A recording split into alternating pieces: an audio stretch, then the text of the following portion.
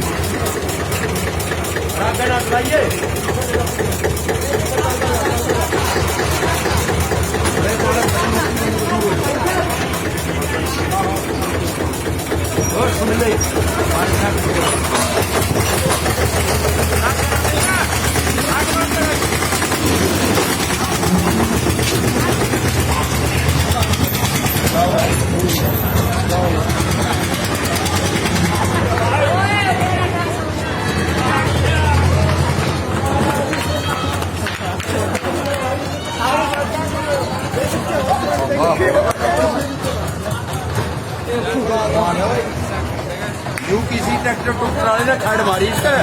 भाई भाई